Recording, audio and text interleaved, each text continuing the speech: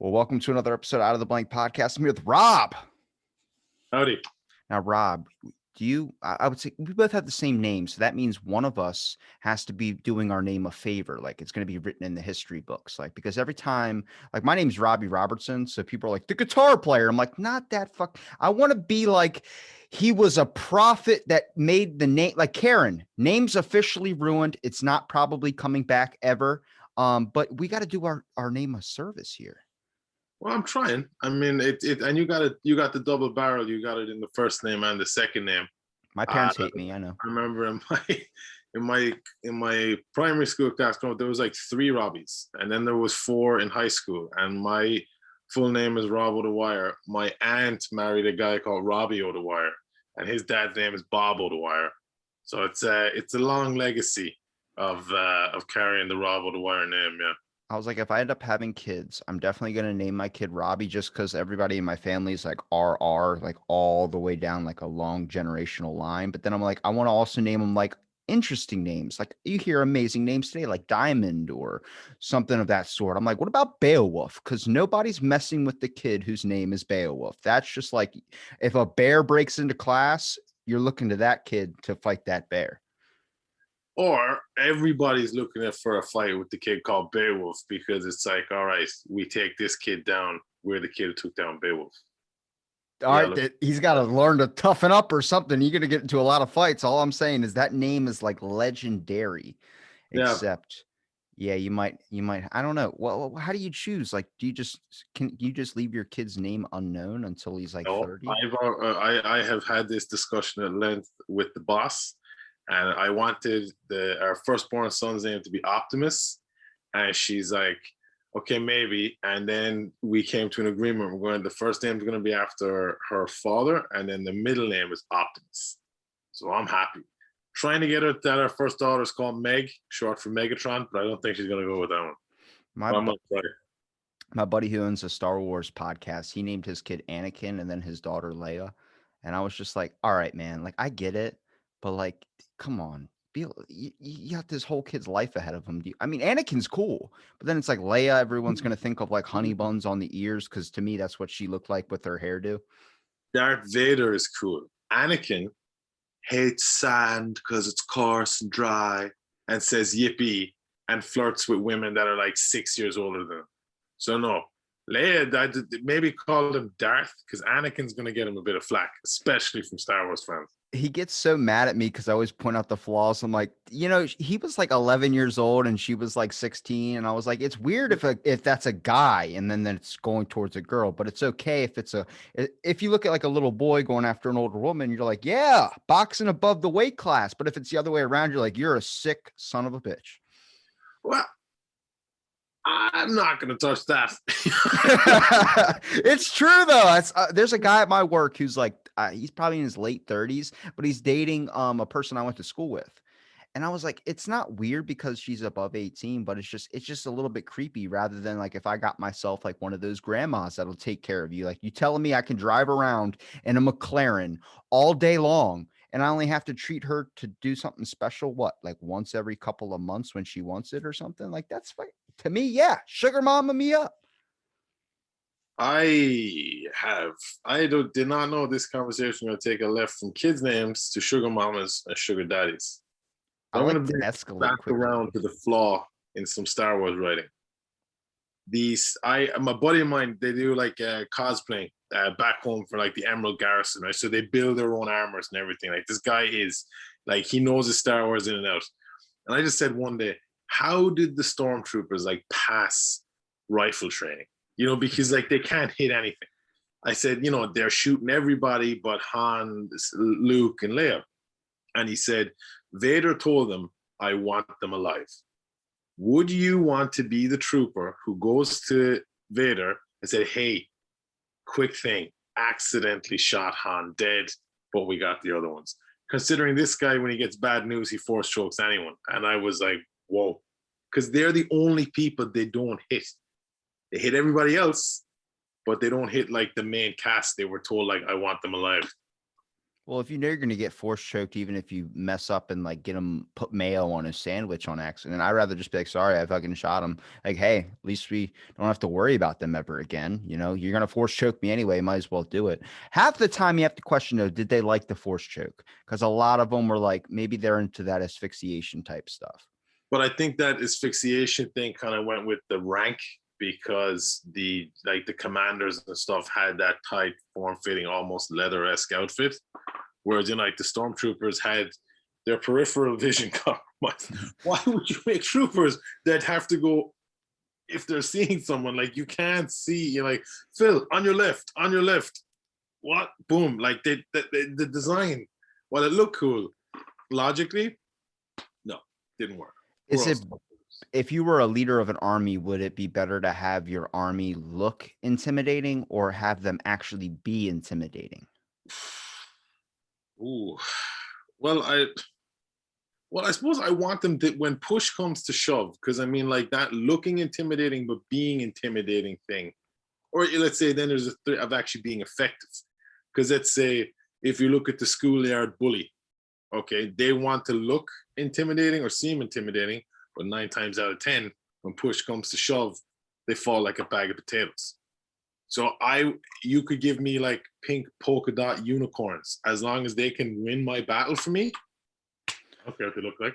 What school system did you go to where the bully 9 times out of 10 wouldn't stand up? Because most of the time, the bullies that I went to where I went to school, they stood up. Like, yeah, they 100% could do the things and be able to Ireland, back it up.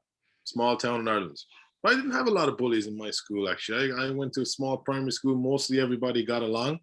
And if they did see stuff like that, they were like, hey, man, cut it out. And then in high school, or we call it secondary school, kind of the same thing. We had a good year. There was a couple of guys who were hard men, but everybody kind of got along, kind of like Recess, that general understanding. Remember that cartoon? Yeah, I was never a really fan of that cartoon, sadly. Whoa, whoa! So not sadly, I didn't write it or produce it. Like it's good, man. You I didn't know like the I know cartoon? so many people talk about like how amazing it is. I'm like, I enjoyed that, but I think I was there's just an age difference there. Like when I was watching it, that show led into like Foster's Home for Imaginary Friends. So I was Yeah, like like gonna I stick get what around. you're saying. To me, I like the weird designs. Like the turtles. So that's what drew me into cartoons. I was never really a fan of regular looking people in cartoons. It's kind of like, oh, okay, this could have just been a sitcom, but I was always drawn to the Turtles, Spider-Man, X-Men, Justice League, Batman, all those ones. It didn't mean it was bad, but it wouldn't be my first thing to throw on a Saturday morning. Well, yeah, imagine watching a cartoon with just normal characters that you can find in your everyday life rather than having one where like everything's imaginary, everybody's got superpowers or things are giant robots like Optimus Prime. That noise they make where it's like that is so it just gives me goosebumps even thinking about it. I miss what was it? I think it was a Samsung phone I used to have, and the only reason I missed that is because you could put custom text tones, and that was my text tone, this Transformers thing. But with iPhones, you can't do that. And when Michael Bay did what he did to the Transformers franchise, the fact that they didn't have that sound every time they transformed broke my heart. It was like, that's one of the coolest things. You're like, yes. And then it was there once, so It's like it's kind of like when you watch the movie War of the Worlds and there's that brrrr and that giant. And whenever I hear a siren go off in my town, like the fire alarm sirens, like I'm like, oh my God, that's it. Just I get scared a little bit, just because it's one of those sounds that can literally stick into your mind probably for the rest of your life. it's like the emergency horn, we're like, like that one. It just, even if I hear it in a movie, instantly I do get a bit like, whoa, so it is, yeah, a loud horn like that, just for a second, whoa, you're like, what's going on? Martians, nuclear war, fire drill, who knows? But all of it could make people uneasy. Like the reason they design what is it, smoke detectors to have that really high pitched beeping is so that you don't ignore it. Same thing when that iPhone ringtone, some people have it set for their alarm. That alarm noise. Some people have that as a ringtone. It just gives me anxiety because I'm like, I'm already up. What are you telling me? It's time to wake up more. And it's like, oh, that's just my ringtone. I'm like, you're a psychopath. I don't, it just, with people responding to alarms, I don't know if back home, it's very difficult to get Irish people to leave a party, like in a bar or a hotel, when they're not ready to. And usually what happens is if it's last call, the lights get flicked on and off. You're like, okay, guys, get it. Irish people don't move. Okay. Then like the bar say, hey, you're not being served. Okay. Then they don't move. Then the smoke, then like the fire alarm is turned on a little bit. And everybody's just kind of, nope, we know there's not a fire. We're not moving until eventually security is like herding us like cattle, like clapping their hands. Come on, get out, get out. And they're like, oh, for fuck's sake, fine, blah, blah, blah. So we don't really respond to things until we know there's trouble. I like that though, because sometimes I'll be on the toilet and we had our power go out and then I was just sitting in the dark and I was like, I'm not moving. Like then my smoke detector started going off because I learned how to use the oven at like the age of 22. And I decided I'm going to put the chicken in the oven. And I'm like, well, I'll put it in 450 and then I'll put the timer on it for 145. So an hour and 45 minutes. Mm-hmm. That's a lot, but I was like, I don't want to have to worry about it. I'd rather just do its thing and then me go do whatever. So I went to the bathroom, and the next thing you know, I'm starting to hear smoke detectors go off, and the house is smelling like something's burning. And I'm like, I don't care. Honestly, the house could be burning down. You're not moving me from this position. I'll live and die in this house on this toilet right here, right now. And I just think that's just, you stick with your morals. You stick with, you don't want to back down.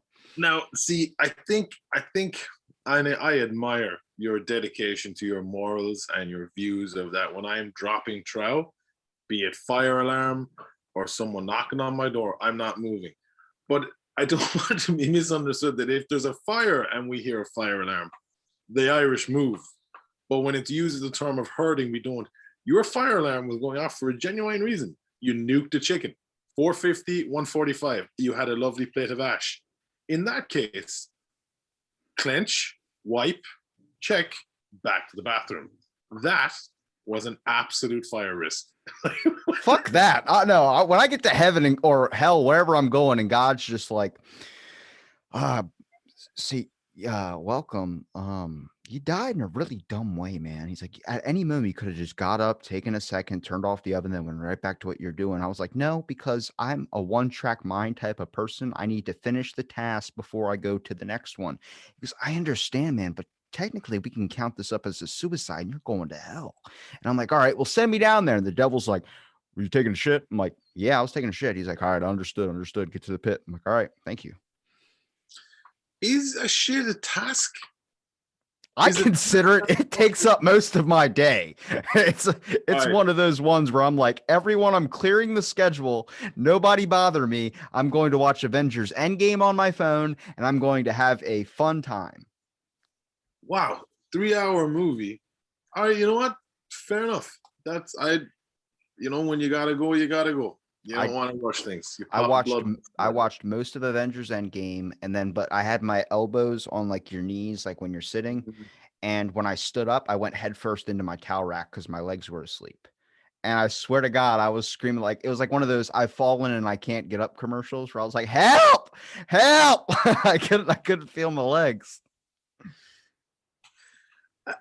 Fair enough. Most people might enjoy long movies on a sofa. You want to do it while you're doing a long task. Don't you? I just want a little bit of time to myself, and that's the best place to get it because nobody wants to bother. There's a little bit of time, and then there's 3 hours taking a dump. 1, look at your diet. 2, talk to your doctor if you're shitting for 3 hours at a time. That is concerning. Well, I am suffering from an intestinal disease, but we could save that for another time. Well, I mean, Jesus, you could have loaded that with a disclaimer. Now I feel like an ass. I didn't know that. It's okay. I'm only dying. It's all right. Get the fuck. No, it's crazy because like it is all kind of a little bit what we're talking about, a little bit about noise, for instance, like certain tones, certain things like fire alarms, cell phones, anything, they respond something into our head. And here's the part where kind of leads into what you do a little bit too, is the fact of using your voice we know very few people probably that we can count on a hand that we know their distinctive voice, such as like Christopher Walken, George Takei. I mean, oh my, like that. There's very few people that you don't even need to know what, you don't need to see them. As soon as you hear them, even a little bit of it, like where you can watch a cartoon and you're kind of sitting there, and you're like, that's that voice actor. Like I was watching there's a show called Your Pretty Face is Going to Hell. I don't know if you've ever seen that. I Now that you mentioned the name, two friends of mine have asked me have I watched this, and I think it was like, oh, okay, cool, I'll check it out. But you know when people say that to you, and then you're going to sit down to watch something, you're like, okay, I'll put that thing on that I know is good, and it never registers. Yeah, I've heard of it. I've never seen it though. It's basically like a comedy sketch show. It's on Adult Swim. It was on way back in the day, but they're all in hell, and it's like a bunch of demons, and they're working with Satan, and you just get to basically watch these guys. It's like an IT office in hell. And one of the guys that starts talking on there, he plays in I think it's Aqua Teen Hunger Force. He plays Shake. And then he also plays Meatwad. And I'm like, oh my God, like it's just because I haven't seen that show in years. And then I just watched this recently and I heard his voice and I was like, it just clicked into my brain. You're that guy that plays Shake and Meatwad. And then you start to realize, like, oh my God, like all these people, like when they get from behind the cartoon, you get to see their actual face. You're like, damn, like all these recognizable voices, you realize why It's they're the not live on action screen. one. It's not animated. It's live action. Yeah, Your Pretty Face is Going to Hell is like live action. It's people acting and stuff, but it's like Oh, okay. all their voices, you would be able to pinpoint what cartoon they used to animate or what cartoon they used to Hmm. be on. Hmm. I Must mean, check that out. it's interesting because certain voices, certain things, like when I hear it, it's just like, wow, it's like I never thought like even to Google this person and who do they look like, what do they look like. Voice acting is kind of like one of those like faceless acts, I'd say. Like you do the voice of something, but a lot of people don't know who the guy for Teenage Mutant Ninja Turtles, the voices for those people are. A lot of people don't know the voices of certain famous iconic shows where everyone's like, I love that show, I got a tattoo of it. I'm like, but do you know who's the actor or the voice person behind it? They're like, no, I have no clue, I don't even know who directed it. Yeah, but I mean, it's the thing too. It's because it's like, I don't know, if you're looking at Captain Jack Sparrow, for example, a character that Johnny Depp has become synonymous with. Okay, you're looking, okay, that's Johnny Depp, Rest and in you peace. see it. But let's say if you're looking at Raphael on the Turtles, you're only looking at Raphael, and to kind of, I think, to go like, oh, that's Robbie Robertson, it's almost a disconnect from the character you're watching, because it's like, but I was watching Raphael. I'm hearing Raphael's voice. I'm not hearing Robbie's voice. Because I think a lot of voice actors kind of modify their voice a bit to be characters. Obviously, there are some that just kind of do the voice and it's their voice. But a lot of them, like character voice actors, like Frank Welker. He was Megatron in the original Transformers, but he was also Soundwave, The Cave of Wonders, Abu. He's Nibbler in Futurama. Like he's pretty much been in every cartoon. He's Scooby Doo. He was Fred from Scooby Doo. Like he, I'll that say anybody can be Scooby Doo. That's not a hard impression to do. But see, the thing is, there's a difference between impressions and giving a character its voice. That's very true. Like if you And ask, I think that's something people misunderstand.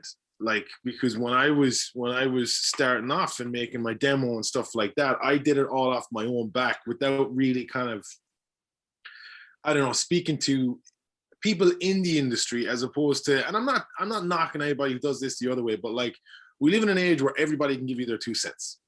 Okay. And it's all like, you can perceive that like or give off the impression, sorry, that you're this big voice actor, right? And you can give advice to people on a Facebook group and all this kind of stuff. But there's a difference between someone from that, what's the word I'm looking for? Demo. I don't know. I think that's the demographic, and someone who's literally like, who designs demos, who has worked for Disney, who has done those things where it's like, it's their job to tell you, and they'll say, hey, that was a good impression, but like, no, like I was on, a part of my demo bundle that I paid for, we had to do a read in front of, I think her name was Sarah Sherman. She was the former casting director of Disney animated TV, and let's say they had the people who pay for the course to, you know, to get your voice. And I'm going back to, I ramble a bit, hence the ramble Rob, but I'll come back to it. And let's say she tore people apart. Like, let's say this lady come on, this lovely old lady, and she's like, oh, I've always wanted to get into this. People said I had a nice voice. And you had to pick the characters before. When you got 2 characters to pick them, you had to voice it. And she was like, no, well, that's just your voice. There's no character to it. Okay, you have the character voice, but you lost it. Do it again. Then you lost the voice at the end of that. Okay, and it moved on. And you're like, whoa. Because you realize that's the difference. You need to create the character. And back to the impressions thing, is that you have to create the archetype, not the impression.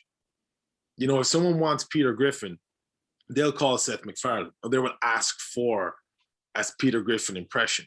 But if they say like a Peter Griffin character, what would you say is the archetype of a Peter Griffin character? Not Peter as a whole, but Peter as a character. What falls into Peter's character? Like a Minnesota dad. Yeah, and then, you know, an idiot, you know, like kind of ignorant, you know, kind of funny, bubbly, you know, like Homer-esque voice, a Homer, you know, that kind of dad who, you know, he's like, okay, God, this guy means well, but he's a moron. Or like Mr. Burns. What would you say is the archetype of Mr. Burns? An evil jackal industry man. Exactly.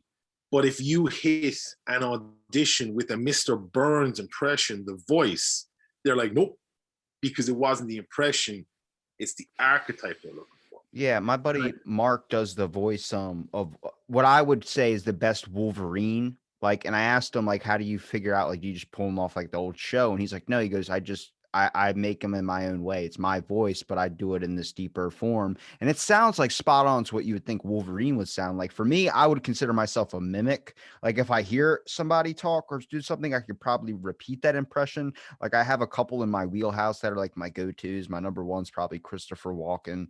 I can do a Scooby. I can do all those little side things, but I have to be able to hear him. Like, I can only do George Takei because I've only heard George Takei say, oh my. I can only recreate that. I can't give him a full different speech or dialogue that wouldn't, I'd have to hear him say it.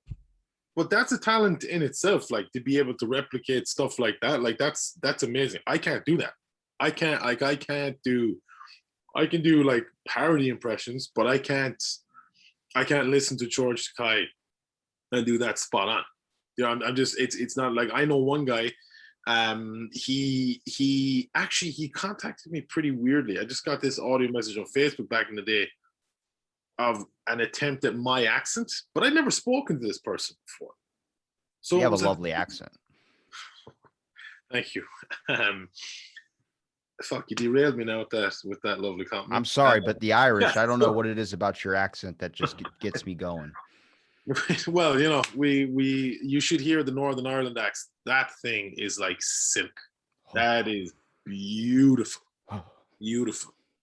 So yeah, I got this message and I was like, what the fuck is this? Like who, and it's like, oh, I do impressions. I heard your accents and I wanted to give it a shot. And then when I kind of told him, okay, but you know, thanks, but that didn't really sound Irish. Because when I came to Canada, like I don't have a thick Irish accent unless I'm talking to my friends from back home and then it flies off. But I've had people go, oh, you don't sound Irish. I had people ask me, am I from Russia? Am I Portuguese? Am I Spanish? I mean, no, I'm Irish. But the moment I go, oh, I sound Irish now, sure, over the pot of gold and the rainbow. And they're like, yep, now you sound Irish. Nobody in Ireland sounds like that. Nobody. I know because I grew up there. That leprechaun is a voice that we never asked for. We can't even fucking get Lucky Charms in Ireland. They're in the imported section and they're like €12 a box. So we don't sound like that at all. And like it's a tough accent to pull off well.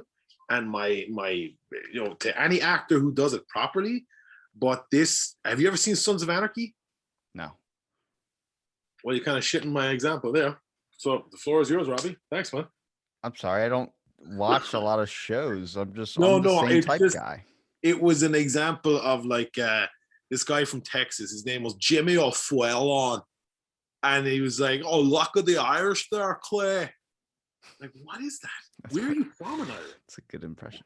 But who signed off on that? Who went, yeah, nailed it? What an Irish accent. I auditioned for a video game before, and I got an email saying, we don't take impressions of accents. You need to look at your range and reevaluate what you can do. It was for an Irish role. Well, by fuck if I didn't go insane. I was, because their example was like, bombs ready, fire when ready. Jesus, I flew off the handle. Like, I am born and raised in Ireland, and frankly, you know, I was just like, I mean, fine. If I, but like, you can't tell someone whose native accent is that one you're looking for that it's wrong. You can't do that.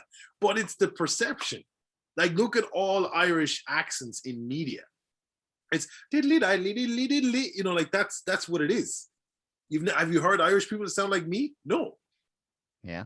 So like, you have to realize then too, you got to play to the archetype or the example or the stereotype. You know. Okay. Yeah. What impressions can you do, or not impressions? What voices can you do? I should say. Do you structure your own, or do you do a lot of really good impressions? Like, well, I mean, I remember when I first started doing it, I was like, I want to be the next Frank Welker, because Frank like voiced pretty much all the cartoons I wrote, and then I realized, right, I can't do everything Frank can, but I can be the first Robbie Dwyer. You know, so it's kind of like, I think with creating the voices and stuff, it's the same as a band. Like, let's say you start off as a cover band of Metallica because you love Metallica, and then you start writing your own stuff. You will have styles and playing that someone goes, oh, that sounds like Metallica, because that was your inspiration. That's what you drew it from. The reason I wanted to get into voice acting is there's a Transformers movie from 1986, an animated one. I've seen that 1,000 times, and I still get butterflies watching that at certain scenes. And that's where I started like doing impressions of those, like Optimus, Megatron, Unicron, Galvatron, Starscream, all of them. And then I built from those. Like, so I mean, I don't know. I get nervous actually when people ask me, "Oh, you know, what can you do?" I'm like, I'll do one if you do one. All right. I mean, I am Optimus Prime, and now over to Robbie Robertson with the impression of the day.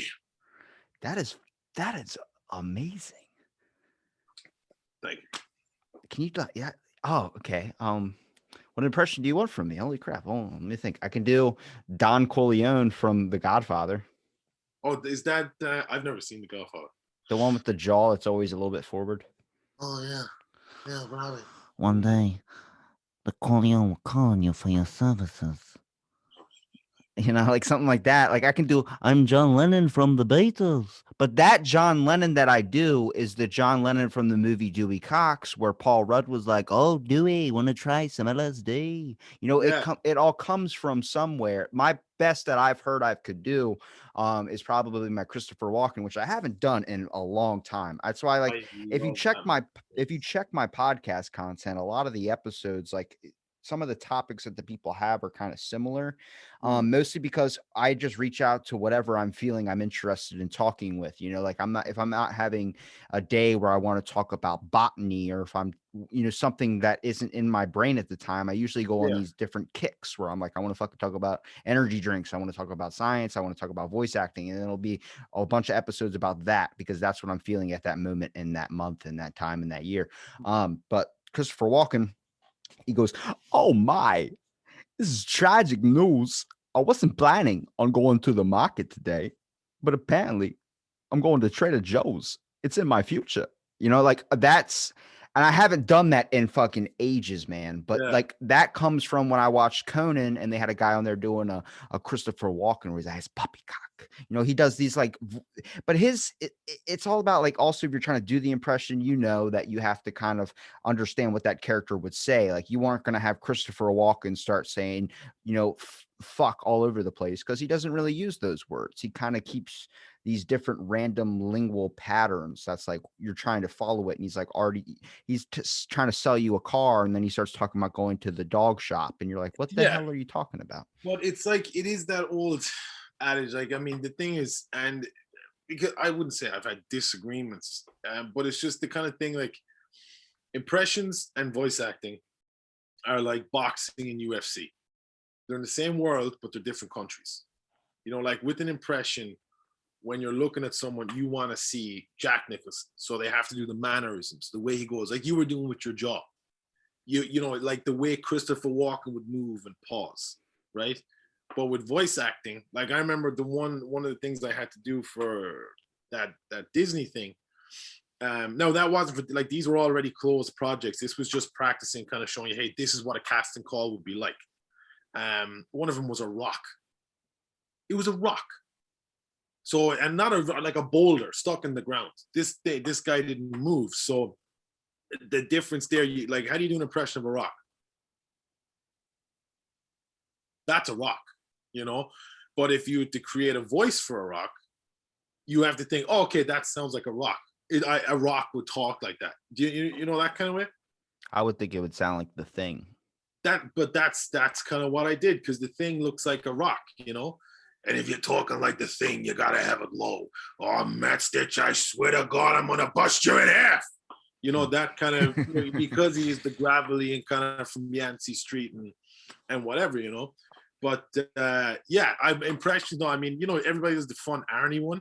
Like, I love the way that man talks. It's just, I love it. I think it's so fun to talk Arnold. like this all the time, you know. But it's not. That's not a good Arnie impression. Get to the chopper. Like, I was watching so many Arnie movies when I started to get frustrated. I mean, just like when something. But it makes you feel better. Yeah. Not just I used to play a game where I would walk into a store and then I would put on an accent, or I would do like an impression, and I would try and keep it up through the whole entire thing. And it's very, very difficult. Like, you're paying like $3.75 and you check your wallet, you got $2.69 in there or something like that. Then it's like, then you just immediately lose characters. Like, what happened to your accent? I'm like, what accent? And they're like, what just happened? Like, you just went from Scottish to English immediately. You went from British to whatever. And I'm like, oh, it's a fun game because it keeps you on your toes, but it is a muscle you have to practice. Like, if you don't do it for a while, it just fades away. It's not something like, even me, I haven't done impressions in forever, but once I start doing them again, I get stuck into it, where I'll be walking around my house narrating my life like Christopher Walken. You know, like, I had this old joke that I was trying to figure out how to write, and I was like, I'm not a stand-up comedian like most people you see on Twitter that'll be like, I'm a stand-up comic. I'm like, where the fuck do you play? Because everything's been closed for a year and a half. I don't understand.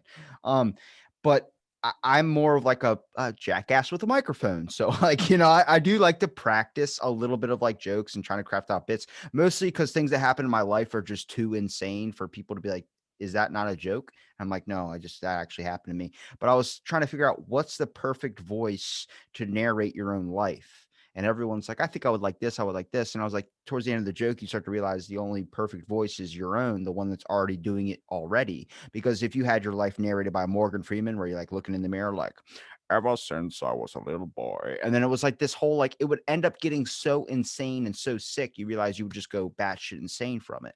And it's true, because if you really look at like how people talk and stuff, it's fun to kick into it for a little bit. But after a while, you're not only pissing off the people around you, but you end up developing like a different personality. You start consuming mannerisms. Like, you see professional or method actors, for instance, Jim Carrey, you know, when he was doing the Grinch, or when he was doing certain movie lines, he would lock himself inside of his trailer and fully develop this character, much like Heath Ledger and Joker. People are like, he was going insane. He was acting in a completely different way. And it's like, these are people that, like, you know, you get so involved into the character, trying to put yourself into their mindset, you end up losing a little bit of yourself. And then you start kind of questioning, how do I go back? It's like, oh shit, you just lost that guy forever. Because you know the actor Gary Oldman. Yeah. Someone told me once that his accent range is fantastic, but apparently he'd been doing so many different accents that was different from his own. He actually had to go to a vocal coach and say, "Hey, I can't remember what my original like accent was. can you help me get back there? You know, like that's, and what I find hilarious is like character voice actors, like let's say Frank Welker, who does all the big bad guys. His regular voice is nothing like you would think. It's he's Fred from Scooby-Doo, so that's his normal voice. So the guy who does like Megatron and the Cave of Wonders from Aladdin, his regular voice, and he did the Gremlins too, actually. Him and Peter Cullen, Optimus Prime, did sound effects for Gremlins. 1 or 2. And Peter Cullen was the Predator. He was the vocal effects of the Predator, and he's ER from Winnie the Pooh. So Optimus Prime and ER are one and the same. But like, yeah. What, like kind of like Lisa Cartwright. No one really knows that she does the voice of Bart Simpson, and she does the voice of like so many other freaking. Nancy Cartwright. Nancy, yeah. I don't know why I said Lisa. Actually, I follow her on Instagram because I think she's doing like a vocal. She's like launched like a vocal studio and stuff now, right? But her voice is very similar to like Bart and those, but like to Bart Simpson, it's very similar, but it's kind of higher is Bart, like, and then she throws in Nelson and all those because it's usually one, and then it's a variation of it. You know, like if you listen to Mark Hamill's Joker, Mark's regular voice is kind of just like a happy Joker, but then it goes up and it becomes maniacal, you know. And you know what's funny? Remember the Spider-Man animated cartoon from the 90s? Yeah. Yeah, he's Hobgoblin in that as well. Yeah. So it's mad to think like he was in, you know, like one major villain for the DC and then one major villain from Marvel. And to me, I always thought the Hobgoblin was cooler than Green Goblin because I was first introduced to him in the Spider-Man cartoon. But like he didn't show up until the 80s, and the Green Goblin was around since the 60s. So he had like 20 years in him. But a generation was just like, hey, you copied Hobgoblin, man. Other way around, bud. Other way around. The more you know. Every day's a school day, man. Every day's a school day. Depends. If you never leave your house, you may never learn something. Internet. Yeah, but you don't learn anything good on the internet. Like the big thing I've been tossing out recently is the fact they did a dick transplant in John Hopkins where they gave a guy a cadaver's penis and they didn't transfer the balls in fear that the regenerative tissue would produce that guy's kids.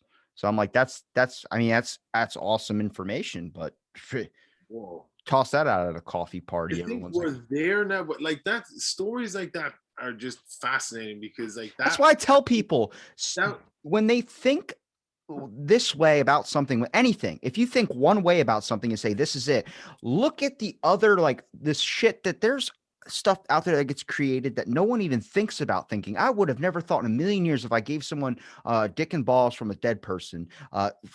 It was a military thing. The guy had lost in an explosion. They were going to give him another person's.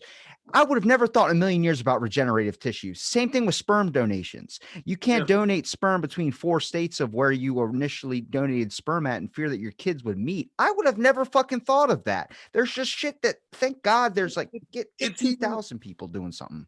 If you look at it, like even when, let's say you're sitting in the car with your parents, and when you're a kid, you're like, oh, driving is just you start the car and you go. But when you're learning how to do it, there's so much more. There's signaling, mirror, blind spots, all those things. So stuff like that. But oh my God, they transferred a dick, and you know you're just like, whoa, that's all it is. But we don't know because that's not an area of expertise or an area we've been trained in. There's all this stuff with everything behind the scenes. Like even you were saying with like impressions and voice acting, 2 separate things. But when you get to learn about them, you learn all those things in the background, like the archetypes and things like that. But even that whole like body grafting thing, that was the basis of how many horror movies or sci-fi movies that even grafting anything. You know, yeah, exactly. Like that's how Frankenstein was made. You know, like, and that was. But you see now, those things are slipping in to reality. You know, like trying to go to Mars. How many movies were based on that? Cloning, the fucking fly, like all of those things. Okay. Touch screens. What do you think? Like touch screen stuff and holographic screens? That's all here now. It's mad. The best joke I've ever heard about that was in the movie This Is the End, where he was talking about the iPads in the walls. He goes, "No more jacking off in my house." He goes, "I've been dropping loads around your house like a fucking dump truck." He goes, "You got magazines, but you built a house with fucking iPads in the walls, and you're sitting here jerking your dick like a goddamn pilgrim." I was like, that was Danny McBride is the funniest fucking dude when it comes to like some comedy films. Him, James Franco's all right when he's in a good casting position. But man, see, Yeah, that's what Frank, I yeah. always enjoyed is like the front screen action of stuff. But the voice behind the work, I'm like, would you prefer to be on camera, on screen, on something, or would you prefer to be writing for like a hit show like The Simpsons and be able to do voices behind that? Because I consider that you can go way farther in a cartoon than you can on TV, like if you're an actor. Well, I mean, like The Simpsons is like the WWE of cartoons. You know, like it's been around forever. You know, and like to get there would be amazing. You know, but I mean, how many animated shows like last season then are gone? Yeah, A like lot. with the age we're in now, like it's not like it's the late 80s and early to mid 90s where like action figures, like kids are changing. There's a like remember the Turtles had an action figure line, everything had an action figure line, but now action figures are even more kind of geared towards people our age because they're like $35 a pop, you know. But like, I mean, I would to be honest, I'd love to be in anything. I love doing it. Like I've voiced a monster poodle in a game whose only line is, you know, no. I've you know done like a troll in a video game. It doesn't even say anything, just kind of gets stabbed in the eye and goes apeshit. You know, like oh, I've done it like a ghost that just whispers. I've done, but then in other times of it, like I've done full, you know, like I've voiced like we've had pitches and stuff, and you know anything. I just love doing it. You know, anything that I would get to work on, I'd be delighted. Be it something that runs for 10 years, that runs for one episode, as long as I get to do it, man. I love doing it. I really love doing it. What's a character you particularly fast or you kind of have like a fascination within your mind that you've created? You've had to think of some.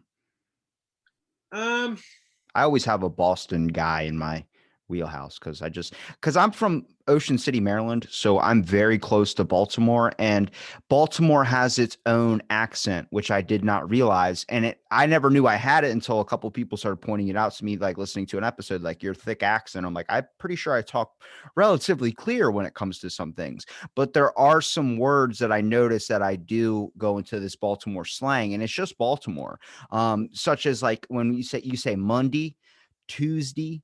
And then when it's like I'm on a podcast with you right now, and it's like you add an N onto it, and I don't really notice it until like I have family that lives in Baltimore. I'll call them up, and then it just immediately comes out like, "What are you talking about?" And it's just that like it just drives out, and I have to stop myself. Like I don't, and none of my friends talk like that. It's just this. We're yeah, so but close to it's the Baltimore. same too. Like after a phone call with one of my friends in Ireland, I'm firing off like, "Oh lad, Jesus Christ," you know, like or just stuff like that. It's stuff that I wouldn't normally do here, or like, Yes. you know, that's because I'm talking to the guys back home, you know. But I mean, as far as a character in my head, I love bad guys. I've always loved villains. I just like, and I mean, a lot of the voices that would be in my head come from that Transformers '86 movie, you know, where like you had Megatron, I will crush Prime with my bare hands. And then you have like Starscream, how do you feel, mighty Megatron? And fucking you've Soundwave, Soundwave superior, Constructicons inferior. But then you've Galvatron, you know, like what's one of his favorite lines? My favorite lines is like, oh yeah, Unicron, my master. With this, I will make you my slave. And I just love voices like that.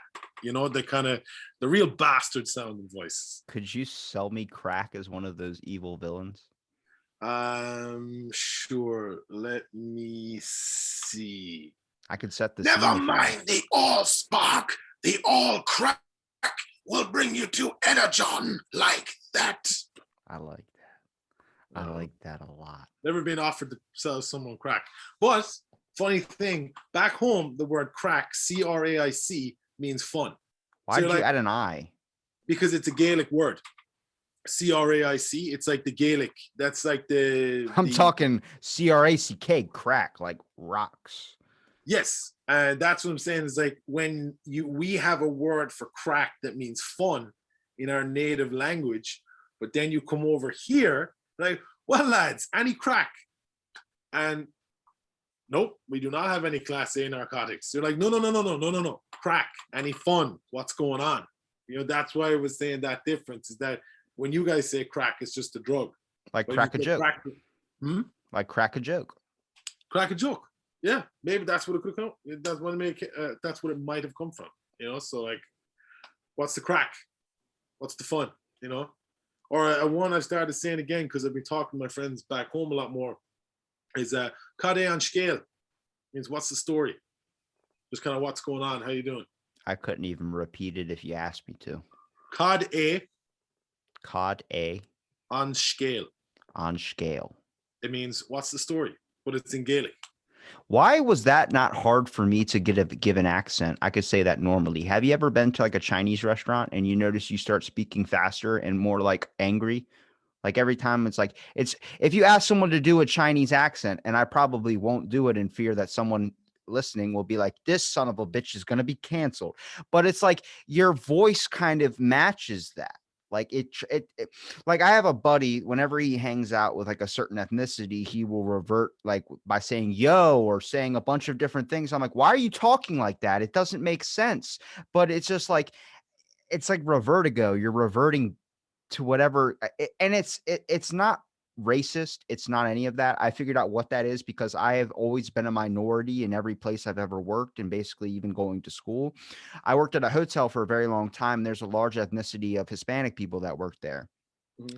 Them talking so much, I would start like my brain was trying to assimilate. And the reason why that is your body and your brain system is trying to pick up similarities to blend into its surroundings. So if you're surrounded by a certain group of people that talk a certain way, you'll start adapting their traits, such as like people in Boston say, give me a pastrami sandwich on rye, you know, something. You might not be from there, but once you live there for a year, your body starts picking up these things because it wants you to feel comfortable. It wants you to relate. It wants you to be able to blend in and fear that, you know, for survival stance. Yeah, I think definitely if it's in the same language, you know, you can apply an accent. But I mean, I lived in South Korea for 14 months. You're not going to pick up Korean. I didn't pick up Korean like at all. I knew how to say 2 beers, please. That was it. You know, I knew how to count to 4. It doesn't extend to learning a whole new language. It extends to accents the accent. The inflections and stuff. It can. It's like when people go off to another country for a summer and then they come back with this accent. You're like, what are you doing? What is that? But even myself, like back home, you're like 1, 2, 3. We usually drop the H's on like that, those, like that, them, those, right? But I was teaching English over in Korea, and I was, okay, guys, 1, 2, 3. And one of the little kids was like, Rob, teacher, no tree outside, 1, 2, 3. So then like that was something that, okay, I really had to move away from. I should have elbowed that kid in the face, man, if he would have No, told I don't think I'm going to elbow a 4-year-old because they have a better grasp of pronunciation than I do. 4-year-old told you you're not saying it right. A 4-year-old taught me something new. A 4-year-old didn't take away or didn't demean me or embarrass me. I learned something new. And when you open it, that it doesn't matter what age somebody is, you can learn something new from everybody. I would have said, stand in the corner and don't say. Oh no, those kids, I love those kids. They were 4. I was in charge of both like baby classes. They were toddlers. They were 4 and 5 years old. I loved those kids. They were like there was no listening to Rob teacher because they were like, oh, Rob teacher no angry, Rob teacher happy. And I'm like, yes, Rob teacher was happy, but you gotta stop talking. It was just, but you know, I think that's because I don't know. I do think like I was working in a coffee shop in Toronto, and I just met, it was weird. A guy who was much younger than me was teaching me how to do it, but he was 4 years younger than me. But I thought he was like 9. I thought he was like 21, but he was 26. And he said, "Wow, you really that's surprising that you listen so well, considering you thought I was so young." But I'm like, why? I don't know how to do this. It doesn't matter how old you are. You know how to do it and I don't. Why would I be like, who's this 21-year-old teaching me how to make coffee? A fucking 4-year-old can teach me how to make coffee. I didn't know how to make coffee, but that is people's mindset sometimes. Well, it's very hard to get someone to. Tell me that. It's very hard to look at a younger person and think they're going to be able to teach you anything new. Like I've heard stuff from younger people. I've heard stuff from older people. You start to learn like everybody's got a different level of intelligence towards a certain something. Same thing with like PhDs. I talk to a lot of people that have PhDs, but let me tell you something. They're good at that one field, but they're not good in any other areas of conversation when it comes to like, can you tell me about like the myth of Krakens? Could you tell me about this or that or this or that? And they're just completely blank spate. And I'm like, you can always learn. That's because you're looking at something that's, a jack of all trades with a master of none. Like when you do PhD, it's like, this is what I know. This is my wheelhouse. You ask me, it's like, I don't know about those things because I've dedicated my learning to this particular topic. And I think like some people can just start talking about things. Some people can't. Like my dad, Jesus Christ, he will talk to you about anything. I remember my buddy's like, he's very mathematically, there you go, that's a new fucking thing. I'm a magic magician, mathematically minded. So he was talking about fucking astrophysics or something. I had no idea what he was talking about. And out comes my dad, and I was like, no, because I know you have no fucking idea what he's talking about or anything proper to add to this conversation. Get out of here. So if you want someone who could talk about anything, my dad is that guy. He, when he knows nothing, he will still have a huge conversation with you about it. It's phenomenal. I think it's best to be like that, though. Why would you want to talk to someone that just wants to push you down because they feel like they're more superior than you? Yeah, like that's the thing. That's one thing. Like I mean, well, there's many things I respect about my dad, but that like, and I got that from him. I will talk to anybody about anything. If it's something I don't know about, I'm not going to go, all right, I'll be like, oh, okay, cool. Educate me. Like, let me know. Because that's, and I think, I don't know, I'm not generalizing. You're pulling at my heartstrings because as simple as saying it's just conversation might be for you or me to be able to understand what that is, a lot of people don't understand that. And it's very, very difficult. I've had a person say, what do you mean by conversation? I just sent them the Google definition of conversation. A lot of people don't feel comfortable being able to talk about things they know nothing about. And I'm like, it's not about trying to teach somebody or trying to say, oh, I know, like you could ask me all about politics. I'd be like, I know a couple things about politics, but I don't know a whole lot about politics, but I'm open to listening and trying to understand, a little bit that more. In itself, Robbie, that's like with the way the world has gone. And I know this is kind of a generalized statement and stuff, but I mean, look at the noisy things on Facebook and Twitter, the art of learning from other people and having a conversation as opposed to, I'm right, you're wrong. I know, you don't. That's what some conversation has become. Like the age of where you sit down, because like my buddy described social media as, he's like, right, back in the day, you had to listen to one asshole in the bar. Okay, because that was the town asshole.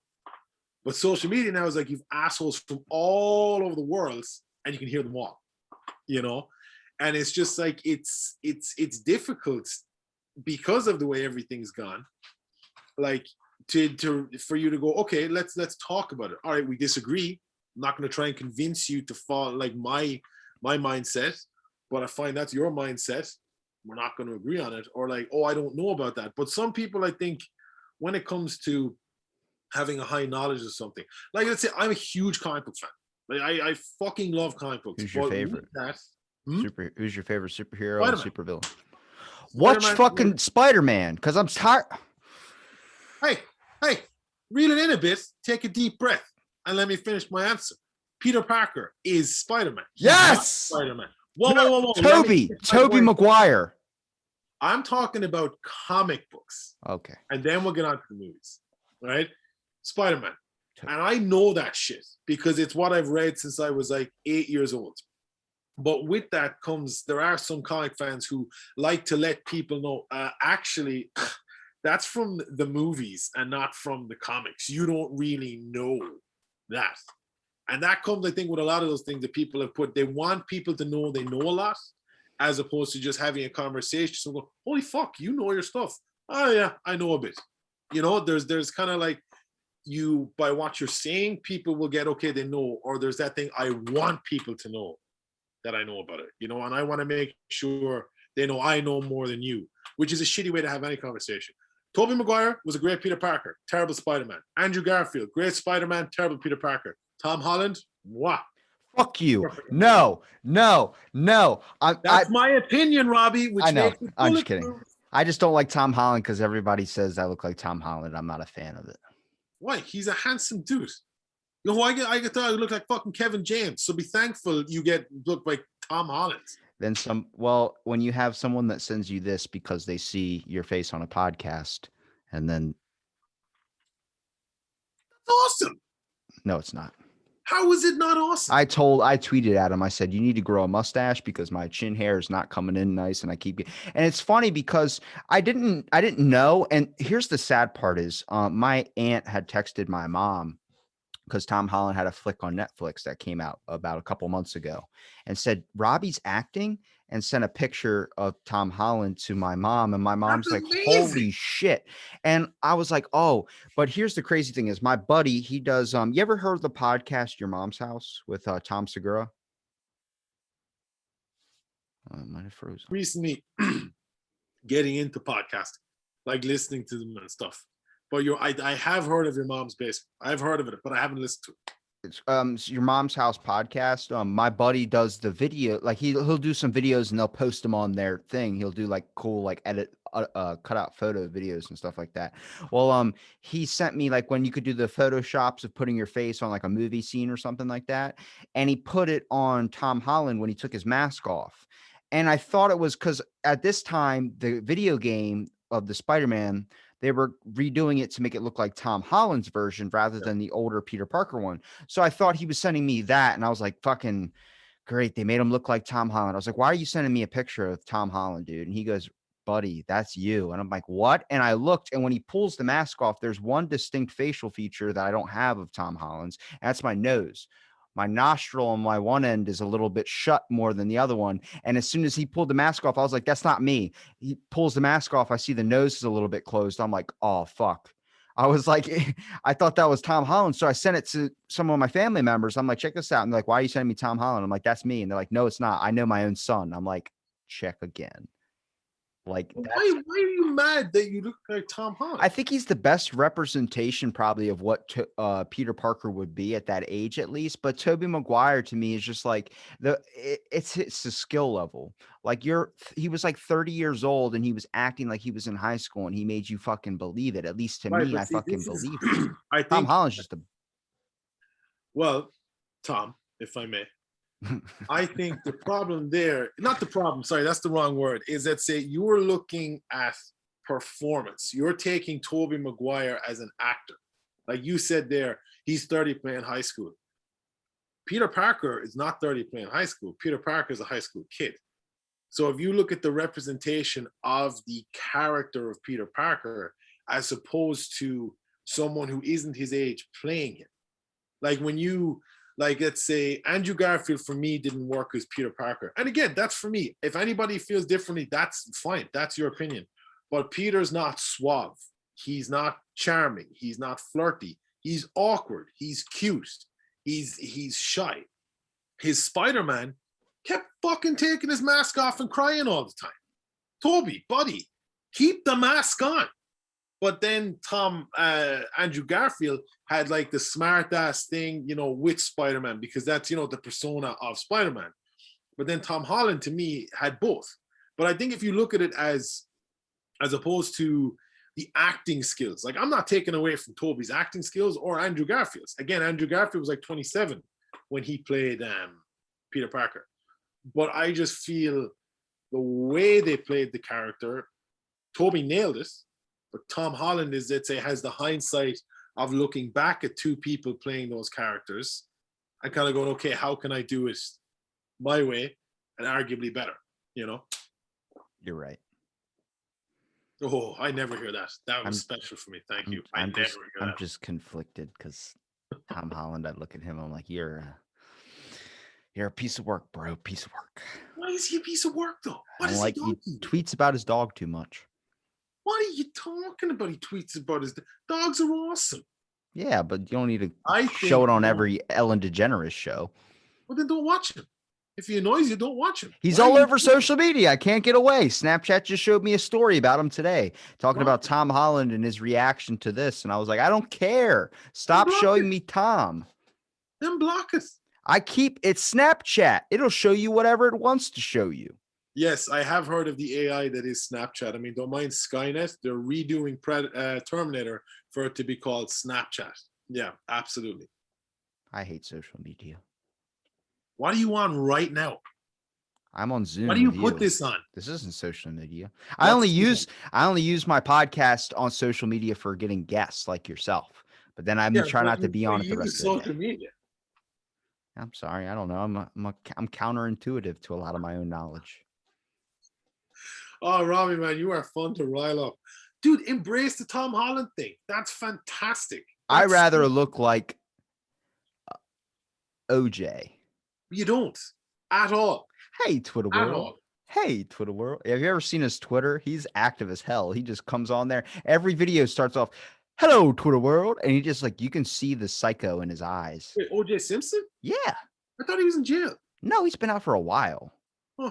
He's been golfing. No, see, I only follow what I do with my Twitter. It's like comic books. That's because that's what I like to see. You're gonna. I have to point you to an episode I'm doing coming up. He's been on the podcast in the past. His name is Thomas Torme. Mm-hmm. So this could happen with anybody's podcast. It's not particular to my own. So I'm not. But it did inflate my ego a little bit. So my podcast saved a dude's life, and that was Thomas, because his first episode on, he was kind of leaning back in his chair. He looked like he was about to nod out or fall asleep on me, which I just thought at the time I might have been being boring or something like that. And actually you'll see, I show the Tom Holland photo in that one, especially because he's a comic book guy. It's his thing. It's all about comics. He's known as the comic historian on Instagram. Well, then he came back on probably about maybe 50, 70 episodes ago. So it'd been a full year. And he goes, my wife saw the very first podcast we did. And then she took me to the hospital based on what she saw me in that episode doing, leaning back. And it turns out I had diabetes. So he was like, I went blind for a month. And he was telling me all these things. He goes, and it was all because your podcast showed that. And then we showed the doctors, and the doctor's like, well, let me test you for this. And then I helped me find out what was wrong with me. I could have died. And I'm going to have him back on to talk about it eventually. But I just thought that was fucking fascinating, because I was like, it doesn't matter if it has 1 million views, 1 million follows. I'm like, I've talked to a Power Ranger. I'm friends with a fucking Power Ranger from this podcast. I'm like, I've already completed my life goals for the rest of whatever. You are Tom Holland. Tom Holland saving people on screen. Robbie Holland saving people on audio. Well, let me get my lighter out and burn this whole fucking set down. And it's there. Hey, it's your set. Do you remember Office Space? He's like, I'm gonna burn this place. Oh, that guy, yeah. He was I seen that movie, I think, once years ago. But yeah, I remember that guy. He was in Dodgeball as well, wasn't he? He was the guy you could dodge, duck, dip, dive, and dodge. Cactus O'Houlihan, yeah. I like the pirate Steve. Yeah. Rip Thorne. That's his name, Rip Thorne. The guy that drank his own urine? Yeah, the guy who was in Office Space played the guy who got really, really mad at the end. They're like, you gotta get mad. You gotta get mad. Yeah. That's the guy from Office Space, yeah. He's actually in you ever see Get Out? Yeah. Yeah, he's in Get Out as well. That's so random. He's in a lot of movies. He plays a professor in some flicks too. Yeah, he's one of those guys where you know him, but oh fuck, what's his name? And he's in so much stuff, Can you do a pirate for me? Because you sound like you could probably. You said the word Johnny Depp, and then immediately I linked your voice up to Captain Sparrow. So I'm thinking you could do a pretty mean Captain Sparrow. No, I can't do Jack Sparrow, but I can do. I play Blackbeard, the financial consultant, on a podcast. What? So it's like, mateys, have you remembered to file your income tax under the T4? Because if you don't, you won't be getting nothing back. Polly, let's go. So, yeah. That's great, man. I like that a lot. Give Fucking me another one. Give me another Because one. they just sound Irish. Like, they do sound Irish. You know? That's probably why I thought of the Johnny Depp's Captain Sparrow thing, because he sounded drunk. It's 9 a.m. I just wait. I loved your facial reaction. You went from like, yeah, wait a minute. And I'm like, yep. Yeah, because I was thinking, hold on, no, I haven't had beer yet today. It's only 8:30 in the morning. It's not too early to start drinking. 8:30, okay. 8:30 in the morning is too early to start drinking. That's But what if I by thought. Irish time, if I went by Irish time, it's like 1:30. Well, it So depends I would on do- when you're getting up. Because like I work at a gym, so my work starts at like 3 a.m. or 2 a.m. or whatever. And a woman came in, it was her day off. She worked out for 2 hours and she starts leaving and I try and be polite. I'm like, have a nice day. And she goes, yeah, my day's about to begin. I'm heading right to the liquor store. I'm like, it's 6 a.m. And she goes, I worked all night last night and it's time for some mimosas. And then she started dancing out the door. And I was like, all right, well, I guess, Well, I suppose think about it too. Like, it's as long as you're not hurting anyone or not, not causing hurt to anyone, fuck it, go for it. it might be too early to go to a bar, but it's not too early to sit at home, drink, and eat saltine crackers in your underwear. Yeah, but even like think about it. Who are you or me to say to someone you shouldn't be drinking 8:30 in the morning? If you want to drink at 8:30 in the morning and it's not causing anybody any harm, fucking go for it. I like that. Why are we stopping people from smoking crack? Smoke crack. If you're functional. No. Hang on. Marion Barry, the mayor of Detroit, he was caught on video smoking crack and they reelected him. You So I'm completely just twisted saying. what I was saying. You completely twisted what I was saying. He fixed There's the education alcohol, system. and then there's crack cocaine. So Yeah, but if you're functional, you're at 60. Oh, good Lord. it's medicinal. So it's not. Give me one example of when crack cocaine was prescribed as for medicinal purposes. Glaucoma. Fuck yeah, I didn't know anything. I was like, shit. He can tell me anything, and I won't know if it's not true or not. I know nothing about that. Fuck. Glaucoma. Well, there It's you go, like Rob. You know your stuff. when the white eye, the reason why that gets brought on is when you stop smoking crack and then all the evil just comes out in your eye. You seem like a techno mage, that you have some Fuck is that? one finger in a technology pie, but the other one in a magic pie. But you're saying like you're on about a scientific, like, glaucoma, and then you go, and then the evil spirit leaves your eye. You're like, huh. Okay. My brain, when you said that, one finger in the technology pie and one finger in the magic pie, I immediately thought of the soothing sound to me is when you take a nice spoon and you dip it in a fresh bowl of mac and cheese, that freaking, when it just slides in there like silk. Bro, I don't know what that is, but I could listen to that all day. I only found out when I got to Canada that macaroni was a type of pasta, like a shape. Yeah. We don't have mac and cheese really back home because it's fucking pasta and cheese. Yeah. I don't see what the big deal is. America. Each to your own. I'm not in America. We transcend all boundaries. Oh, I know you do. You got to stop thinking single-mindedly. There's more than one gender. How dare you, Rob? What the fuck? Your face was like, what? Canceled. No, just kidding. No, I was talking about America, Canada, and Ireland. Wow. What do you think Jesus sounds like? What do I know? I had a dream maybe about a little bit entitled. He knows his dad created the universe, so he's probably sounds a little bit kind of like. Well, everyone's like, he comes off like, my son, listen to me. I'm like, I don't think that's what he sounds like. He's probably like, imagine he was like, yo, motherfucker, I'm back. And it's like, oh, damn. Like, who are you? He's acting like a gangster. Well, I mean, you look at all these kids who have like everything that he owns is made of gold. Why wouldn't you be a gangster at that point? I don't know. I mean, who knows? What I would think with that is everybody has their own voice for what Jesus would sound like. I don't know. I've never actually thought about what he would sound like. What do you think God sounds like? I don't know. Christopher Walken? No, I think the devil would sound like Christopher Walken, actually. More like Al Pacino, probably. Al Walken. Mix the both. Who knows? I like Hey, he could sound like Judge Judy. But even like the thing is, we assign like a gender to a god and a devil, but these are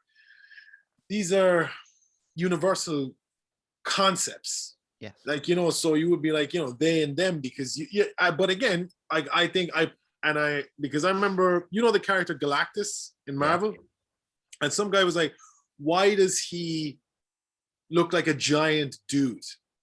Because, you know, and it's like, it's actually how each alien race perceives him, that their mind can actually comprehend what he looks like. Yeah. So to the Skrulls, he can look like a big squid, or he can look like whatever. So I suppose that's true for, you know, any being, you know, the Christopher. My fellow Americans, we are brought to you by Cornflakes. You know who that was? Who the fuck was that? I don't know. I messed it up. It usually sounds a lot better when I practice, but I haven't done impressions in a long time. William Shatner and Christopher Walken? No, it's supposed to be my fellow Americans. We are brought to you by the land of opportunity and the place to be an American. Now that was a good impression. Well, who is it? JFK? Barack Obama. Oh. JFK goes, an eye for an eye makes the whole world blind. No, he's that type. He speaks. It's the pauses and the mannerisms is what I don't get. Like when anybody does an Indian accent and goes, mountain, bear, come from sky, bring rainwater. It's like, what the fuck is that? Why are you pausing so much? Because it's super racist and just implying they don't know how to talk properly. That's, you know, like, that's technically, are you being racist to aliens when you go, ah, ah, ah, ah, ah? Like, how do you know they sound? Maybe an alien walks up and just goes, and just starts screaming like with like European birds. We've never met aliens, you know, so we have no idea what they sound like. That we know of. Jesus. Our COVID bill released a bunch of alien shit. So I'm just like, to think we're the only thing in this universe without anything else being out there. I think there are aliens, but I don't know what they look like. I'm hoping. Exactly. I mean, that's, you know, they could have a completely different, you know, we all, like a lot of movies, they have 2 arms and 2 legs. Like, we would look alien to them. They all look like The Thing. I love that movie. Have you ever played the board game? What movie? The Thing. I meant like The Thing from Fantastic Four. They're all rock people. But there could be. Hey, who the fuck knows? Golems, yeah. Golems. But there could be Korgs. You know, like the little things you used to get when you were a kid that had cartoon characters on them. Korgs, Cogs, Pog. Yeah. Makes sense. I mean, who's our definition of what is this and what is that? I think. What do you think about this theory? Okay, now hold on. I got 2 parts because my brain just went on a tangent in its own head for a little bit, and I started thinking of another question to ask you. So I'm going to ask you that one after I ask you this one. Jesus Christ! You know, you could have you were literally a comic book bubble box there. As I spoke to Rob, I realized it was the 3rd question I wanted to ask him, but couldn't remember. But I will ask him anyway.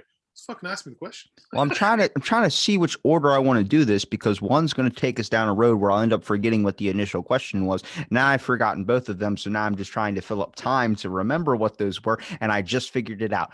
Do you think, because someone's tossed out multiple theories throughout my length of doing this podcast, one buddy said that we come from Mars, and I asked what that meant, and he said that asteroids hit these planets all the time, and he thinks we're Mars dust that floated down to this atmosphere, then ended up evolving from those Mars particles. Where I was like, I can't really say that's not true, because Jupiter, or is it Venus, I don't know, is known as our shield, our protector, because we had, I think 2 Octobers ago, there was an asteroid that was going to hit Earth that would have leveled everything on this planet basically, but it hit that planet because its gravitational pull just sucked it in, which it happens a lot. It's known as our shield. Then I'm like, but if aliens are real and they're releasing all this stuff about it, I'm like, maybe there was like a bunch of them sitting in a lab somewhere, and they had these 4 test tubes, and they were like, we're going to drop this one on planet A, planet B, planet C, and planet D. Planet D was us. And they're just going to see how they would evolve on these planets. All the other ones are gone, and we're the last one left, and they see us heading towards this point of extinction. Like, well, we need to go down there and stop them from annihilating themselves, because this is the farthest species that we've created that's lived this long. And it's like, if you build a Jenga tower, if you spent countless hours or days building a Death Star made of Legos, you don't want it to break. And if anybody gets near it, you're very protective over it, because in fear But that all your work is going to be gone. the Jenga is designed to fall. That's why I said Death Star. Oh, okay, but I didn't know. All right, dude, you get touchy. I had to think about it, because as I said it, I was like, yeah, but like, Death Star. Yeah. Jesus. geez, Like, just take a breath, buddy. get it so- right. Because you went Jenga Death Star. I'm like, you said Jenga. Am I coming off Well, aggressive? No, I'm only busting balls. Okay. But This is aggressive. you want to see fucking aggressive? Like, you ever see it with a quiet yell where it's like, I don't know what you're talking about? It's like the decimal levels don't raise. That's one of that. Was you ever seen the other guys? Who Will Yes. Ferrell and Marco at the funeral? Like, what do you do? This is a funeral. Yes.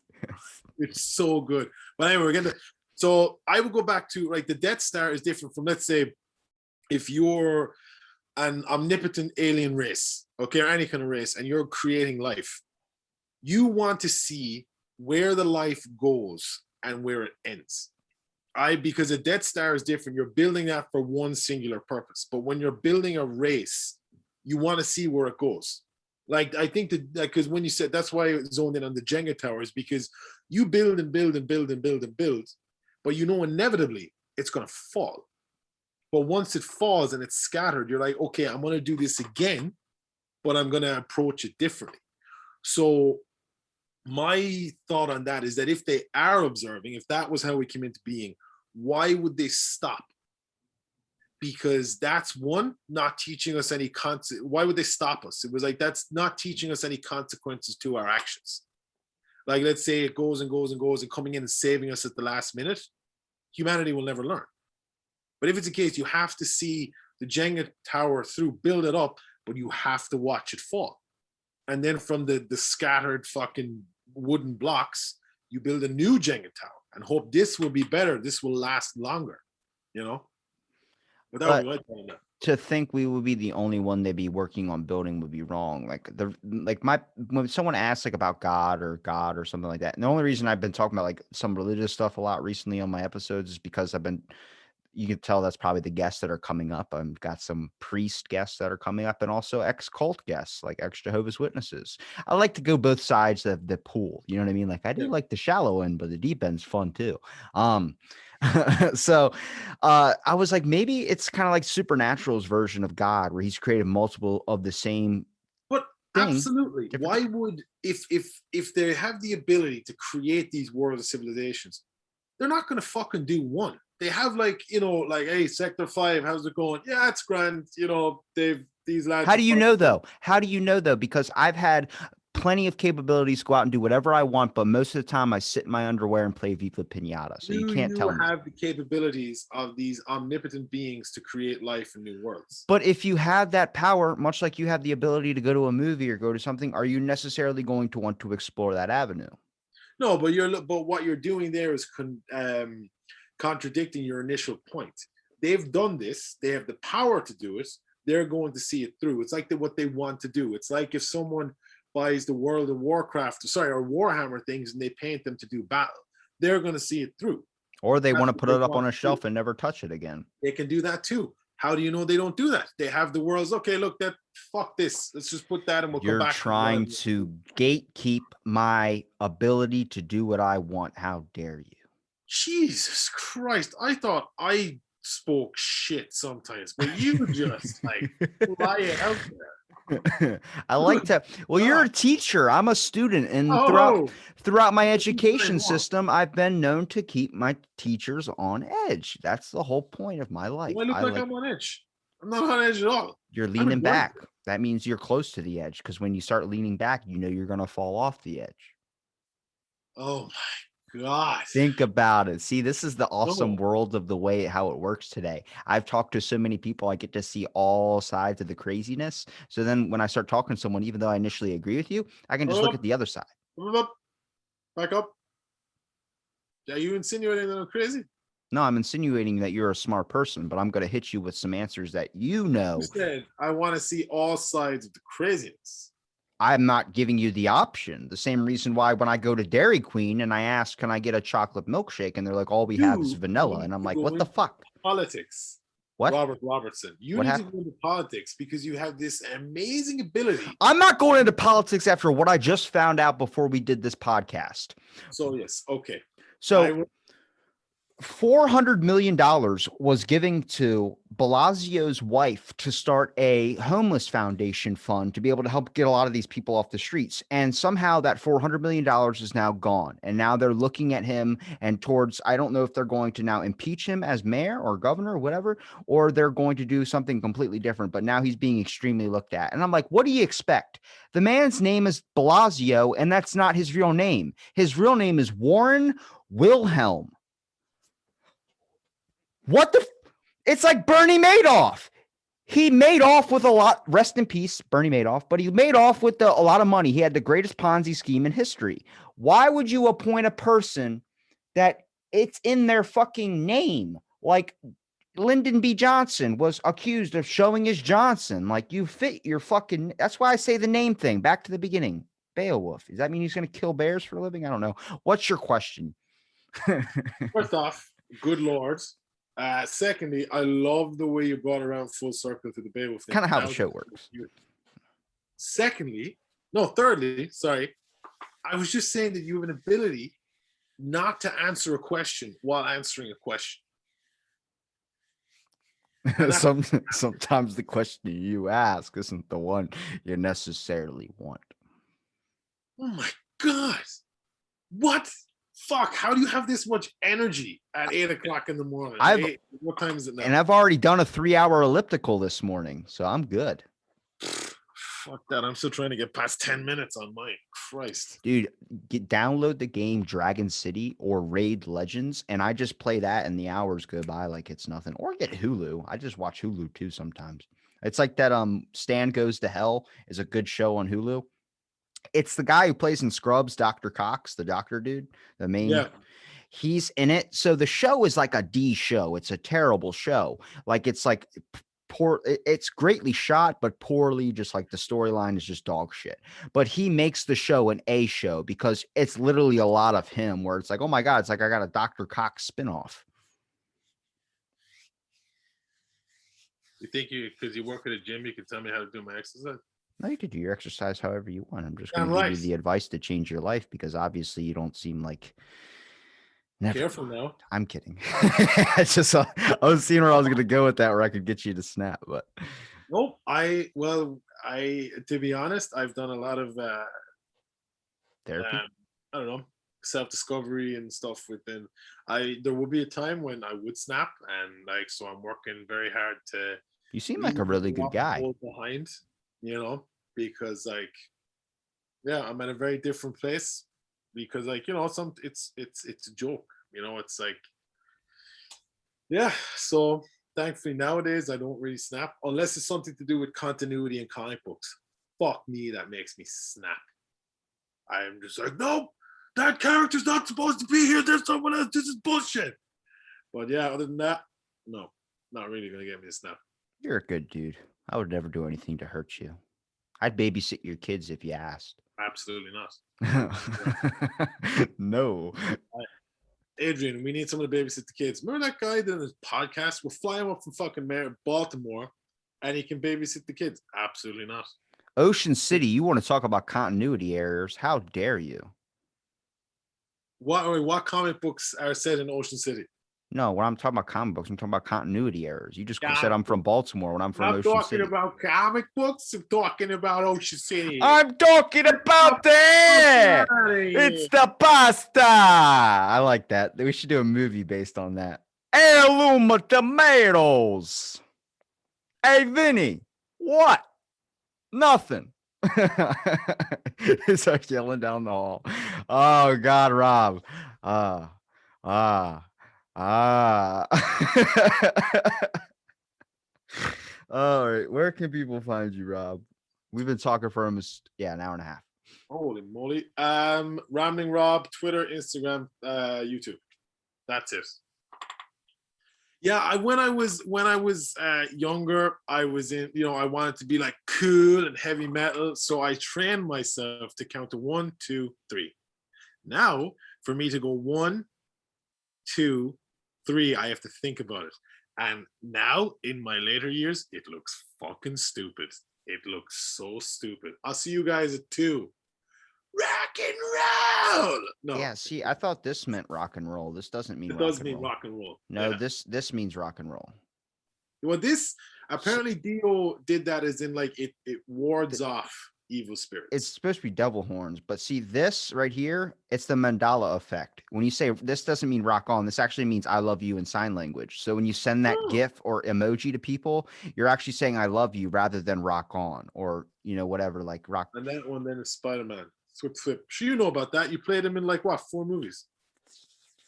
I would love to have spiderweb shoot out of my hands, but if I honestly had to pick my favorite, let's go back to that supervillain. Who's your favorite supervillain?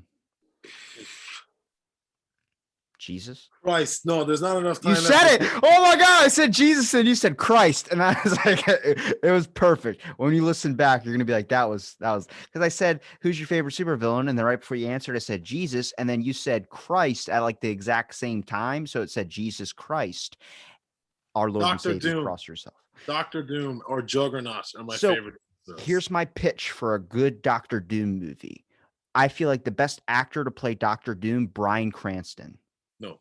What? Why? Mads Mikkelsen. Because Dr. Doom is from Europe. Okay. He's not American. Who cares? He's not American. And continuity errors. Careful now, Robbie. Mads Mikkelsen, that accent and the way he carried himself, because Doom doesn't see himself as a villain. Doom is Doom. He's doing everything he does. Mankind and Latveria will prosper from. And Mads Mikkelsen, remember when he played Hannibal? Hannibal never saw himself as a villain. Hannibal never saw that he was doing anything wrong. And that's essentially Doom. He's like, well, I'm not a villain. I'm fucking doing the best thing for my country. You don't agree with it? Whatever. So electric. Oh, sorry, I interrupt. Hit me with your pitch for Bryan Cranston. That was it. Bryan Cranston was going to be Dr. Doom. That was all I had. That's not a pitch. That's not. Hey, so I got this idea for a movie. Okay, you ready? You ready? Batman is played by an actor. I'm funding the operation. You figure it out. No. But that's not a pitch. Everyone go to Rob's Patreon. We're going to be funding a new Dr. Doom movie with Bryan Cranston. I don't have a Patreon. Yes, you do. I don't have a Patreon. Everyone's got a Patreon or an OnlyFans. I don't have a Patreon. I think I would know if I had a Patreon. Do you have an OnlyFans? No. Damn it. Not yet. Pinterest? Nope. I have 3 things. YouTube, Instagram, Twitter. What's on your YouTube? Talking shit about comics. What about my podcast? Wait a minute. I subscribe. Oh, I caught you, you little bastard. What happened? Why haven't you checked out my YouTube? I don't like to figure out information about my guests before they come on because then it steers my conversation. Some dude sent me his book and told me because he studies the art of mysticism, and I'm like, I won't read it until after because I don't want to reverberate my content. I'm only busting chops. That's my sense of humor. I'll subscribe though. Let's do it right now on the show. No. You don't. You want me to subscribe? I'll fucking subscribe. You happy now? No, Robbie. That was a joke. I'm subscribing. You can't stop me now. This is how he gets you, folks. He's convincing you by not convincing you. See that? That's some sly trickery. I like that. This man's a magic man. Never trust an Irishman. No, it's just talking. You have an IMDb? Oh yeah, I do. Yeah. Are you an actor? 800 subscribers, 801, my friend. No. That's my old one. I don't do that. It's the Rambling Rob one. Rambling Rob. I only have like 153. Why don't you have that one linked in your profile? What one?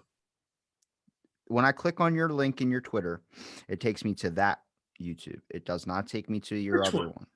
one. The Rob Dwyer, the one with 800 subscribers. No. Go to, but you're going to the Rambling Rob Twitter. It brings you to the Rob with a. No, are you serious? Yeah, I just clicked it. As a picture of your face. I don't know if is your hair naturally like Wait, that or is that gel? Gel, wax actually. You gotta Wait a teach me minute. how you do that. Show me which one you're clicking on. When I click on your Twitter profile and it shows me your ramblingrob.com, where people can also find and be able to look at his demos and also contact him at ramblingrobva@gmail.com. Oh no. I'm doing your plugs for you real quick, just so you know. Oh yeah, because that one that's for that's my So when I click the YouTube, it takes me to Rob O. Dwyer, or you have Gray Skull, and so I can subscribe to this one. No, don't subscribe to that. Subscribe to because I forgot. Yeah, I gotta fix some stuff up. You're Thank harder you to fucking deal with than ordering Chinese food, where they keep saying, "Do you want? Hey, what do you want?" And I'm like, "I don't know. What do you have?" Look behind me. See, look for this guy. It's if you a gorilla. See that? That's me. Why does the gorilla mean anything? What does that mean? My cousins growing up called me Monkey Rob because I would do when I was playing with them. I'd do an impression of a monkey. And then I worked at an animator in Boston and we got talking about it. And I said, what about a red gorilla? And then rammed them up. That's funny how people call you that because I get called a monkey too, only because my arms are from fingertip to fingertip are 6'4", but my legs, like I'm only 5'8". So like what I'll do is I'll stick my knees in my shirt and I'll pull myself up on my hands and I'll swing because my arms are just super long. Rambling Rob, right? The episode's not going to be over until I can subscribe. He's got 45 videos and now 154 subscribers. I'm the 154th, so I'm checking that one in the book. He's got videos. You see 1, 2, 3, 4, 5. Ooh, kaiju. What about kaijus do you like? I would like to hope one day we can all build a giant robot and then be able to fight giant monsters. Well, I think we're nearly there because we've made a mini transforming Autobot. In Japan, it's not over here. So, no, they made an Optimus Prime. Dude. Hasbro made an Optimus Prime. It's like $700. You can program it with your smartphone and everything. Do you think that we're going to fund more of these two things? Do you think we're going to fund more into the giant robots we can control? Or do you think people are going to be more enticed by the idea of being able to fuck one of these robots? I guarantee you we're going to slide over to the fuck section.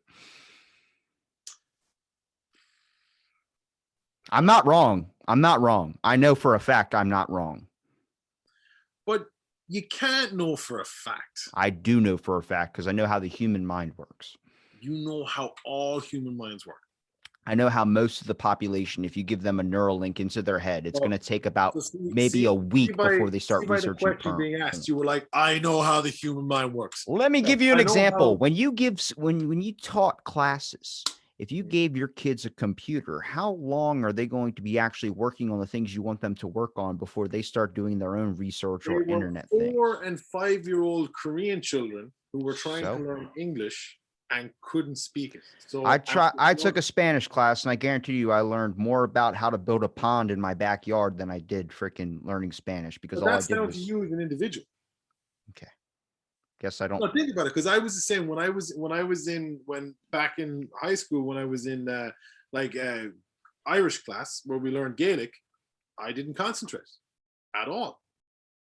But there's other students there who did concentrate and wanted to learn the language. I think it comes from what you really want to do. Like obviously you had no interest in fucking learning Spanish because if you did, that's what you would use it for. Somebody wants to invest in a fuck robot. Let them invest in a fuck robot. They want to invest in a Mecha Godzilla. Invest in a Mecha Godzilla. I don't like your way of thinking. Why? Because it's Optimist. Optimus Prime, bud. That's like what? No. You're a Negatron. That's what you are. A Negatron. I like that one. Yeah. God bless the internet. Give me another one. Be an Optimus Prime. Don't be a Negatron. You're a botanist prime. I know nothing about. Isn't an Optimus Prime? Isn't that another word for an optometrist? Lad, I will take shots about my heritage, my stereotypes, my culture, how I'm not exercising properly. When did I make fun of the Irish people? I love the Irish people. I am Irish. I'm just born in America. then you're not Irish. What passport do you have? What passport do you have? I don't know how to get one. Right. If you're born in America with an American passport, are your parents from Ireland? My grandparents. Okay. So your parents aren't. You are American with Irish roots. You're not Irish. It's by the passport. It's by the passport. It's by That's the passport. fine. I don't really want to be Irish anyway. Ha, gotcha. You said, when did you make fun of my culture? Boom, right there. Shit, I lost my train of thought. What? How is that me making fun of your culture? I'm not I making. don't know. I'm just trying I to want to marry an Irish girl. I'll tell you that much. That accent melts me down like butter on pancakes. I used to work at a jet ski place, and we used to have a bunch of Irish people there. And the funniest time I've ever, or the hardest time I've ever laughed was I was working with one of these guys. His name was Kevin. Had this thick Irish accent. He was on a jet ski and he got hit. And they call him up and like, "We're Kevin, are you okay?" And he was on a jet ski. He's like, "I think I broke my fucking foot." And he said that. And I swear to God, we were supposed to be helping him. I pissed myself laughing so hard on the ground. And they're like, "Robbie, you need to help him." Huh? That's how he said it.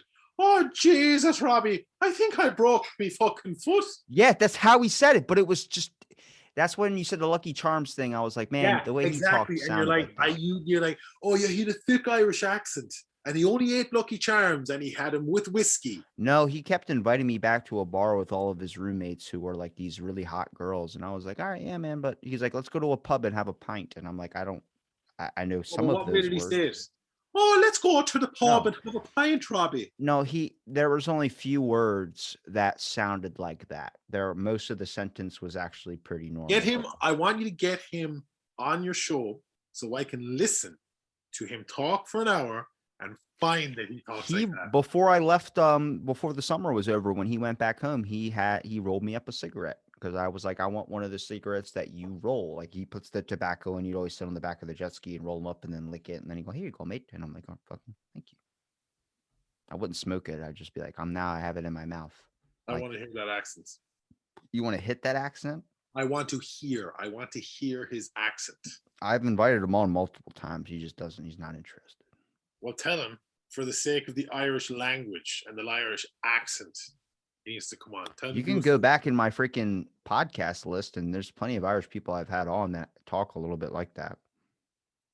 You're the first one that's actually talked with like a straight, like you sound like you're more from like a hard area in America, not Canada. Canada, I think, like whenever they say words about, I'm friends with so many Canadians. I just laugh because there's certain, same thing when I say talking, when I hear someone from Baltimore say talking, I'm like, I like that. It makes me giggle. And they're like, are you making fun of me? I'm like, I'm not making fun of you. I'm just giggling. God damn, laughter is a crime in this world today. Let me just talk about politics now. Hillary Clinton's a reptile eating puppies or something like that. Jesus. Listen to that chair creak. That's a sign of judgment. How dare you, sir? You're supposed to be a man of Christ. Why am I supposed to be a man of Christ? Because someone would have skipped probably an hour and a half of this conversation. They made it to the last 20 minutes. And they're like, hey, he's a man of Christ. Must be a priest. And then they think this whole episode is about Rob O'Dwyer, the priest. And yeah, because every priest wears Make Eternia Great Again. When they're audio only listeners. We're not just a visual show. This is just for the hearing impaired. You got me. Yes, the hearing impaired. So is there subtitles on this? Yeah, I always put the subtitles on at the bottom. Cool. Well, at least I have it on my phone set that way. You have to choose on your own accord to do that. But you got to be careful. Those people don't ever get it right. Okay, so this leads back into what I was trying to say earlier. So I was watching ABC News yesterday on Hulu because it's free and it's live. And I was watching Biden give a speech.